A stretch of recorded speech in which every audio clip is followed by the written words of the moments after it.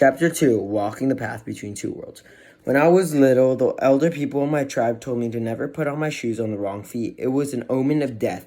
They said not this to whistle too loudly, or it might call up the wind. They told me not to sleep with my head pointing north, or the dead people lay that way. And lastly, they told me about skinwalkers, human wolves, people who can assume the shapes of animals and people and move through the worlds in these gloosures. If a skinwalker comes into your life or follows you, you could become sick. You can even die.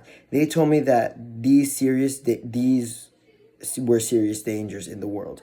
I did not completely understand them, but I knew I had to watch out for them. The world was not entirely safe. When Navajo people become sick, they sometimes wonder which of these rules and many others like them might have been broken. If the patient does not heal people,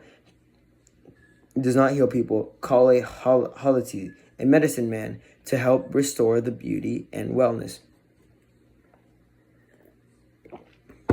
The ways in Navajo in which they were instructed to live and the wonders of our Navajo world starkly contrasted with the ways that we and I would sit up on the living room floor. Contrasted with the ways we saw ourselves and portrayed ourselves in the outside world. My two sisters and I would sit up on the living room floor watching the show 'em up westerns on the television, seeing Indians, who were always the bad guys, get caught by the good guys, cowboys and soldiers. The movie Indians were proud and silent. They spoke at all. It was monosyllables. There were very little clothing carried by bows, and they were kept scalps of the enemies that they killed. They whooped and hollered, brandished tomahawks, and the red-fingered painted across their cheeks. Sometimes they would wander into the Wild West type of towns, get drunk, and stumble around. Believe it or not, they were never imagined that the Indians in the movies and television shows had anything to do with us. We thought of them as foreign and bizarre people like the cartoon characters with particular practices. After all, the ancestors were rarely native people, so they didn't look like us, and the Navajo people, are very modest and would never travel around unclothed like that. Most of all, we knew it wasn't right to touch anyone dead. So the idea of carrying around a scalp, an actual piece of a dead person, shocked us. Clearly, those Indians were very exotic and strange people. It never entered our minds until much later that they were meant to be us. Worse than the Indians slaying cowboys or the cowboys slaying Indians was the trauma of the real world and my day-to-day life in the Crown Point. Step by painful step, I was learning to negotiate a path between cultures and the often cruel country of childhood. The Mesa wind swept across the playground and the Crown Point Elementary School and swirled into tiny funerals. When it hit my bare legs, it tingled like a million tiny needles, made all the children dance with pain and run for cover. It is one of my first strong memories, and it was early 1960s, and as I stood on the elementary school playground, dodging the dust devils and wondering with whom to play. To my right, the other Navajo girls, I could hear them laughing and talking in the throaty and complicated sounds of the Navajo language. It reminded me of the Navajo songs I loved, the sound of the old men singing as they beat the hide stretch of the wood drums. That the sound was comforting too, because it reminded me of the old people. But I did not understand it well, and it excluded me from my part of the world. My family had not encouraged us to learn Navajo since it was the old way, while English was said to give opportunity. To my left, there's white children, the sons and daughters of employees of Bureau of Indian Affairs, BIA, social workers and reservation doctors. My father worked for the BIA, although he was a Navajo, and my mother worked for the school for many years as a secretary to the school's principal. Nearby on the playgrounds were my two younger sisters. Karen was athletic. She fit in anywhere. Her strong body had its own language. It spoke fluent basketball, a language understood by everyone on the reservation. Local and residential schools, basketball games drew crowds of hundreds over the years as Karen's fluid limbs sank in the ball in the net with strength, and elegance. All at all her games, she went on to the championships and brought home shiny trophies. My youngest sister, Robin, had lighter skin and hair with beautiful amber tones. She was often invited to play with the white children. It was only I who didn't know where I belonged. I could play games with the white girls or run around in the messes chasing goats with the Navajo girls, but I didn't feel completely comfortable with either group. I was like Spider-Woman, a character in the Native American folktales and stories who wove her life throughout the part where throughout the world, part here, part there. I think Shanala, Grandma, Grace understood how I felt. She was too. She was too. She too was the product of different worlds. One of her grandmothers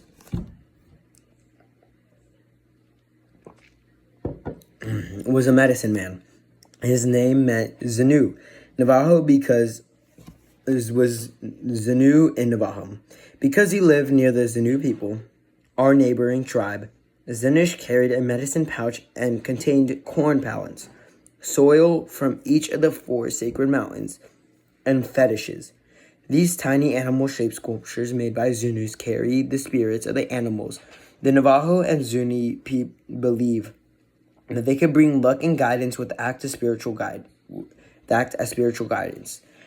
guardians. Certain animals are associated with specific clans. For example, the Tanishanasha clan, one of the clans of our families,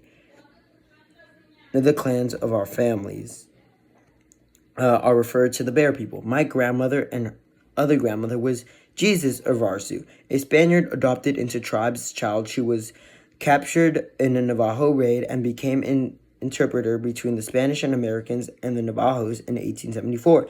He accompanied a Navajo delegation to Washington, D.C. to negotiate land treaties and boundaries. There is a photograph of him with the group, which included the framed Navajo leader, Manuel Leto, at the Shishanu Institution. He was a handsome Spaniard, and standing at the edge of the frame, to the right of a group of older Navajo women who wear blankets wrapped around the shoulders. The caption describes him as Jesus of Arsu, Navajo captives. Jesus also assisted the Washington Matthews and noted ethnographer who translated many Navajo ceremonies for the first time in the 1880s. They recorded and translated 576 songs for the night chant alone. Jesus, along with Chi Dodge, a well-known Navajo leader, translated the chants because they were afraid that the ceremonies would be lost and forgotten over time, and they felt it was important to preserve sacred elements of Navajo culture for future generations. Where I learned about this, I was astonished and touched to the ancestors had cared enough to preserve my culture. My grandmother was granddaughter of 2 men, so different origin and cultural background. I also looked at the world with 2 sets of eyes. In so many ways, I am the product of my heritage. Najati and Jesus of Arsu, one of the healers, the other translator of Arsu, one of the healers, the other a translator. Back when I did not know how to make sense of what I felt, fractured a world, how was I supposed to be myself when myself was such a complicated thing? My Shinalahu had done it. However, I learned from her. As a child, she'd gone from the reservation to the Dutch as Christian schools in Reboth, New Mexico, where they renamed her Grace. Therefore, 5 Marys and 3 Graces. She would remember with a smile. I was very confused. She would remember that with a smile. It was very confusing. Later that day, she went in the Indian school in Later, she went into the school at Albuquerque, where it was said she tried to make her white. To her, Navajo ways were the true ways, the real ways, but white ways were the ones that would help her survive. So she put away her velveteen skirts and jewelry in exchange for cotton and polyester. She cut her long hair, and much later, when I was growing up, I would have to have her silver gray hair permed into curls at the JCPenney hairstylist.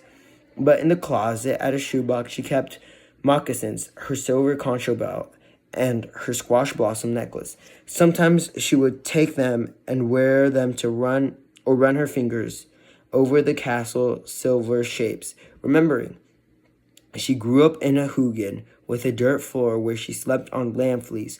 Pet prairie dogs lived in her mother's basket of upspun wool. If you report a little bit, If you report a bit of soda pop into the palm of your hand, she'd tell me, they would come out and drink it. Every now and then, a rattlesnake would slither in. By the time Grease Ravasso finished high school, she'd become a handsome girl with a fairy and lucid eyes. She unattended the New Mexico Highlands University, where she studied education. When she came back to the reservation, she married Theron Cup, a Nishwauk man who helped his mother run the trading post at a White Horse Lake. Soon after Cup's mother's death, he sold the trading post and began his own business, tying fishing flies. My grandmother helped him, and he got many older Navajo women involved in the cottage industry. Tying flies all winter long in their hoogans was called Cup's Flies Best in the West. All this time, my grandmother also taught first grade at the White Horse Elementary School. She was one of the first Navajo school teachers. It was while my grandparents lived at the White Horse Lake that my father was born. Eventually, my grandmother, Grace, became the elementary school principal. But my grandmother had secrets. Years later, she would learn that it was not Theron Cup who had fathered my father, but another Navajo man. She would not tell us much more. Not until years later, in the early 1990s, when we met our true grandmother, Dan Schnallwork, his family, our new family members lived in Fort Defensa, Arizona. Not only did they look like us, but our cousins shared many similarities. They too had basketball stars in their family and children who excitedly excelled academically. My Shinosu Grace Navajo's name was Ehizba, which meant went into war. Her mother in Biznabal, or she went to war in a circle. And Grease's stepmother was Nabath, or went again to war. Traditionally, Navajo women names were for women's always referred to as Ba, mean war. Although I have asked many times if I've ever been able to find the exact reason why women have war names when it is the men who go to battle. But if our women did not fight in the physical battles, they possessed great mental strength and they have fought hard for our culture's survival. They held our families and tribe together. Ours is a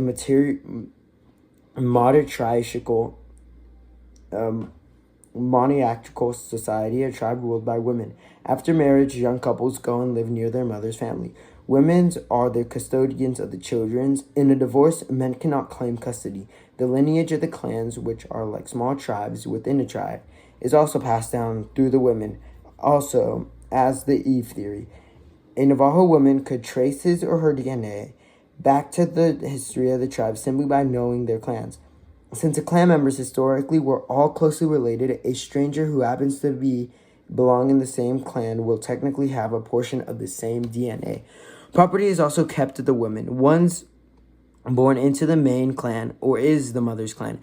Because my mother was Balagunia, I looked into the father's mother's clan as my born into clan. I am Tashinushiga, a black streaked wood person from one of the bear clans. Our clan is also the name of the Navajo Eastern Sacred Mountains, Sinusi, also known as the Blanca Peak, near Atmosa, Colorado. The black streaked wood refers to the Pedersen pine trees that grow there. I would have always imagined that our clan and the bears lived first on this mountain. From my grandmother and my tribe, and I inherited a strong sense of self as a woman. Long ago, I began to keep little bear fetishes like those in my grandmother's hand in this medicine pouch. Other members of my family also had bear fetishes. The bear was a powerful, sacred animal to the Navajans, who will never kill them. They are represented in many Navajo folktales and myths, and lived bears were once in the traditional healing ceremony called the mountain chant. For many years, I have worn a small silver bear fetish on my chain around my neck. From the beginning, I have felt the spirit of the bear quite powerful. The bear fetishes have protected my family. The bear spirit gives me courage and strength. A traditional story I love to tell maidens who become a bear. This courageous woman, angry about the death of her husband, decides to take revenge against the canyon or cliff people who have killed him.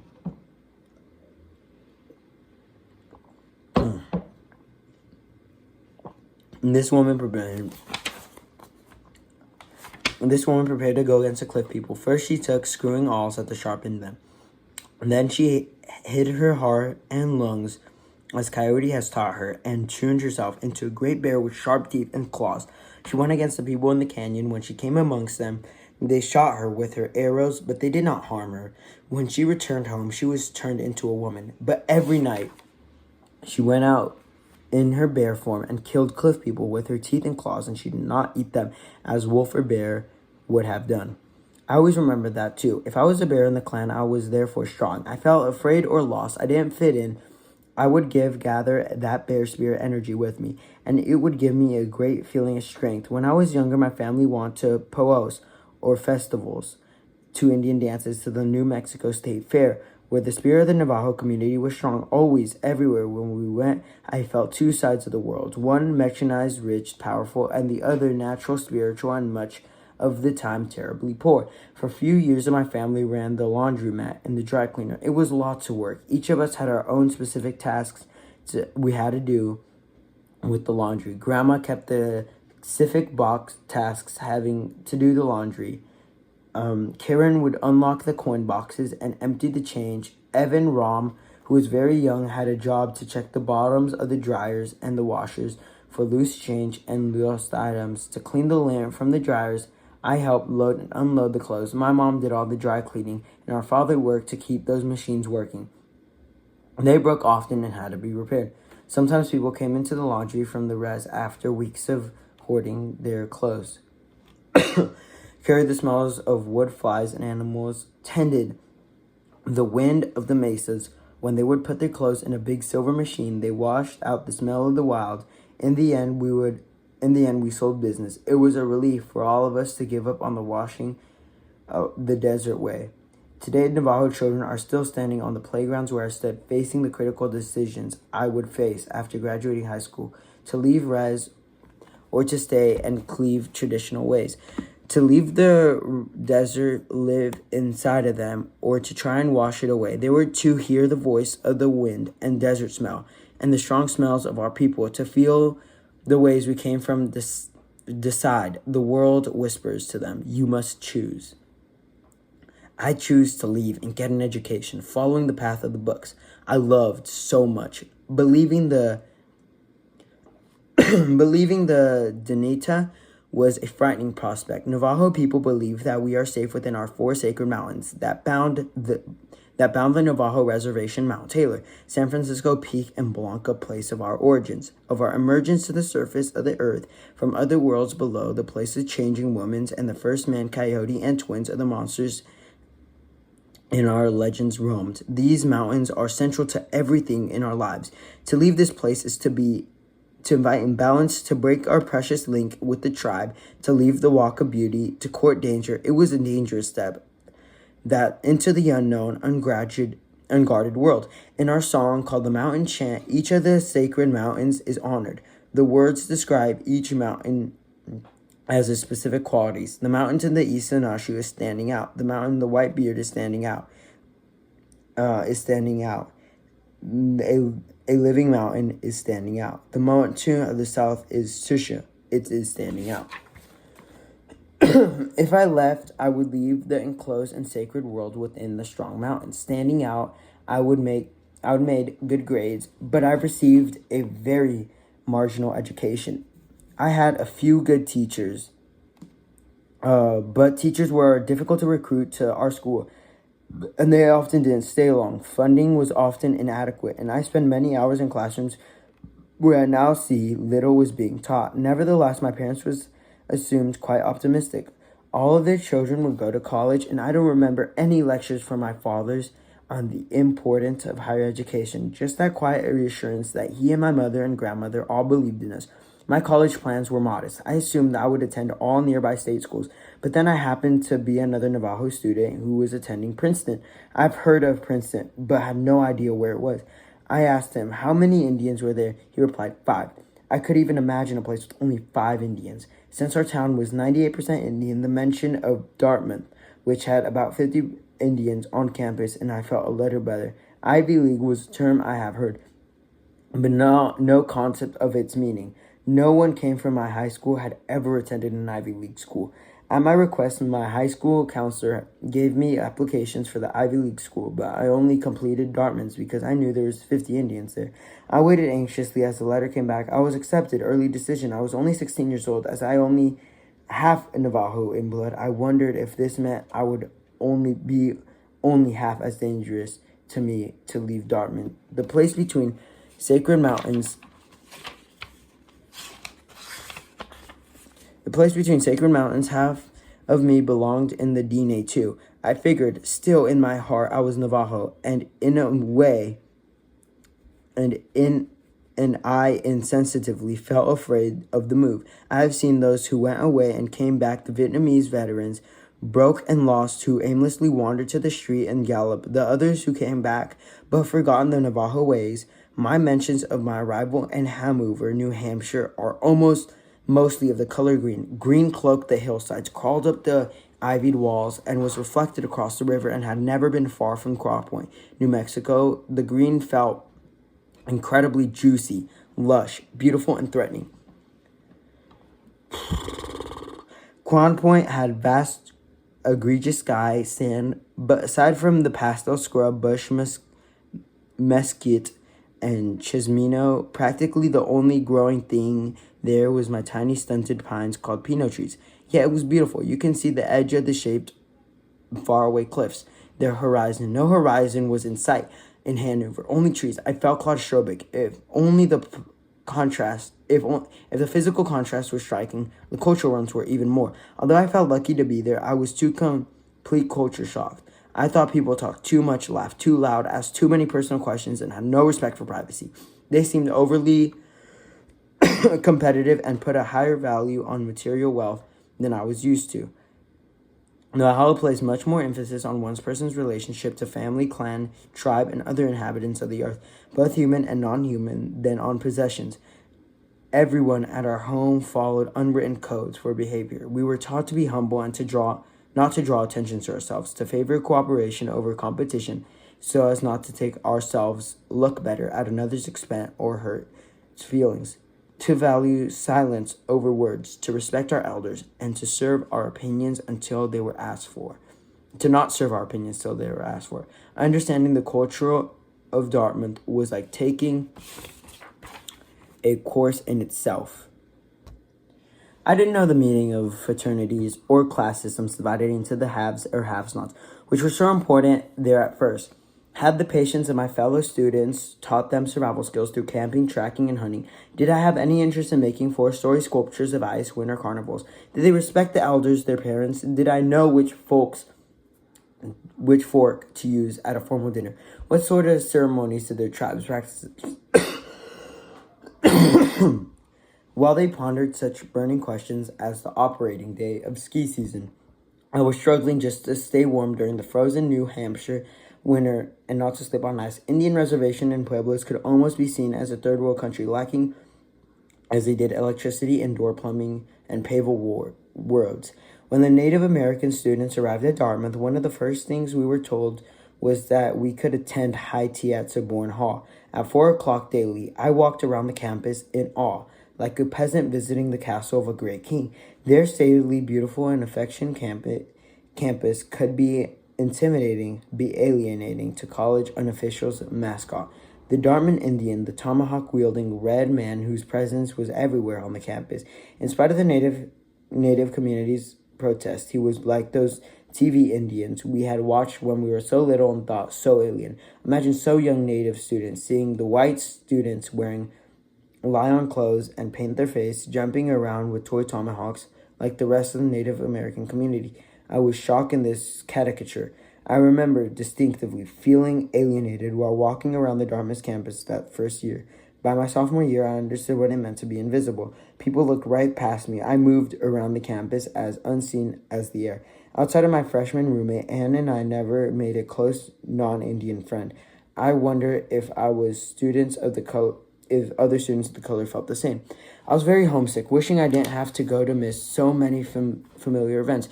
The Navajo tribal fairs, the SUNY Shalco, the Laguna feast days, the Santa Fe Indian Market, the Gallup ceremonial. Everyone at home was having such a great time eating wonderful food, roasted corn, and the Shiprock Market, pozole, red chili stew, vengeance jerky, and I was stuck in a library far away. I missed watching the Apache Devil dancers and the Pueblo buffalo dancers. I miss the sight of Navajo traditional clothing, embezzled with the silver turquoise and the pink and purple splashed sunsets of New Mexico. I miss that smell that we tried to wash away with our laundry mats so long ago. The smell of wilderness, the desert, and the Navajo world. Sometimes I wondered if I have a Kamatala ceremony, I could have been stronger, more independent, better able to face loneliness and alienation. Less assured, the Kamala is part of the blessing way set in the ceremonies performed for girls when they reach puberty. Blessing ways tell the story of changing women, a central Navajo deity, and the Kintali celebrates her coming into womanhood. The family and community gathered around her. She is sung to, and her female relatives massage her from her head to toe, giving her the power and strength of a womanhood. A large corn cake is baked underground in a corn husk lined pit. The girl sprinkles cornmeal all over the top each day for 4 days. She gives a young woman strength and power, confidence, security, and she goes through the menses of the first time. She takes the strength of those good thoughts with her into the world. I could have used that assurance because my family was less traditional. My sisters and I did not have Kamala's ceremonies, although we attended those of our cousins. Nevertheless, since the Navajo culture is matriarchal, I think I was better prepared as a woman in a man's world than many white women I've met. A few things at Dartmouth, however, were confusing, and did make me feel at home. For one thing, dogs roamed the campus freely. They did not belong to anyone in particular, but to everyone they were fed, they were cared, and for the entire campus, Mutlick Willie always after something to eat. They reminded me of natural res dogs, and everywhere I looked, playful squirrels ran around, reminding me of the prairie dogs who ran around the prairie dog cities on the mesas and stood up on their hind legs to watch the cars drive by. Academically, due to my strong reading background, I held my own classes like literature, social science, but I was completely unprepared for the physical and life sciences. After receiving the only D in my entire life in calculus, I retreated from the sciences altogether. The high school at the Crown Point was not prepared me adequately to compete with the Ivy Leaguers. Furthermore, I had an additional problem. As I mentioned earlier, Navajos were taught from a youngest age never to draw attention to themselves. So Navajo children did not raise their hands in class. At school, like Dartmouth, the lack of participation was seen as a sign not of humility, but lack of interest and disengagement attitude. My Navajo humility was combined with a deep feeling of academic inferiority. It was hard to compete with the students who had taken calculus and read Karcher in high school. I sat in the back and tried not to reopen my ignorance. This sense of being torn between worlds and reflected into my studies. I chose a double major, physiology and sociology. I modified with Native American studies. I received honors in my freshman seminar, as well as 2 Native American study courses that stressed writing. As a result, I found myself thinking of teaching Native American studies as a career and perhaps becoming a writer. In fact, I loved Dartmouth's Native American program. It had the toughest job of recruiting students like us, who were very high risk. We frequently had the only marginal high school preparation. Many of us were reluctant to come to school so far from home, and like skittish wild horses, some would turn a tail and run home at the least provocation. We found great comfort in another, for although we came from many different tribes, our experiences at Dartmouth were similar. We all felt disconnected from the mainstream student body. For the women, it was even worse. At the time I arrived at the scene, Dartmouth had only recently changed from an all-male to a co-ed student body, and many of the men resented the presence of women in the campus, referred to as cohogs instead of co-eds. Women were shunned for dates. Instead, girls were bruised in from nearby women colleges on weekends. Social life was dominated by the fraternities, and if I went to their parties at all, we were often ignored. For all these reasons, few Native American students at Dartmouth coalesced into a solid community who did almost everything together. Our group was made up of Piatus, Sioux, Cherokees, Chippewas, Navajos, Pueblos, and many other tribes. We were friends, lovers, rivals, enemies, and I have been part of many other groups since then, but nothing compared to the intensity of the experience of being a member of that Native American community of student group. Although we were often felt as though we didn't belong at Dorman, the ironic truth is that we did belong. Rather, we were entitled to be there. Eliza Wilcock, the consecutive minister who founded Dartmouth College in 1769, did so with funds that came from King George III, who wished to establish a place to educate the savages. The college flourished, but for literally hundreds of years, its original founding purpose was not honored. Educating savages was not the real agenda. It was simply been a way to get land and money. Before the 1960s, fewer than 20 Native students graduated from Dartmouth. Then the 1970s Native American Studies programs was developed by college presidents John Kennedy and writer Mitchell Doris, and Dartmouth began to take its mission in earnest. We all knew the primary reason why we were there. Without the vision of Kennedy and Doris, we would never have had the opportunity to set foot on the grounds of such an institute, let alone actually enroll. We were there because the generous scholarships the college had given to us and the money from our tribes. Since years later, reflecting back on my college experiences, I realized something else. Much of the outside, non-Indian world is tribeless, full of wandering singular souls seeking connections through society, clubs, and other groups. White people know what it's like to be in a family, but the tribe is something altogether different in sorts. It provides a feeling of inclusion and something larger of having a set place in the universe. There's always belongs. It provides connectedness, and a blueprint for how to live. At Dartmouth, the fraternities and sororities seem to be attempts to claim to create these tribes. Their activities often seem to me unconscious recreation of rituals and intimidation ceremonies, but the fraternities emphasized the exclusion as much as inclusion, and their rituals involved alcohol and hazing intimidations. Although they developed from natural urge for community, they lack much of the real tribe has. I began to honor and cherish my tribal members, and in the years that followed, I came to understand that such membership is central to mental health, spiritual health, and to physical health. A tribe community of people connected by blood or by heart, by geography, and by tradition, who helped one another share its belief systems, community, and tribe, not only reduced alienation people feel, but in doing so, stave off illness and sense that are formed of preventive medicine. Most Americans have lost their tribal identities, although at one time most likely everyone belonged in a tribe. One way to remedy this is to find established groups of people who can nurture and support one another. The Native American students at Dartmouth became such a group. Our new tribe had its ceremonies each year in a primitive outdoor atmosphere. It was called the Bema, where concerts and plays were sometimes put out and held on campus. Powwow. Feathered fancy dancers and women in jingle dresses or in headed and brightly colored fabric would spin and step to the drums and plains Indians or to songs to invited singers from a pueblo.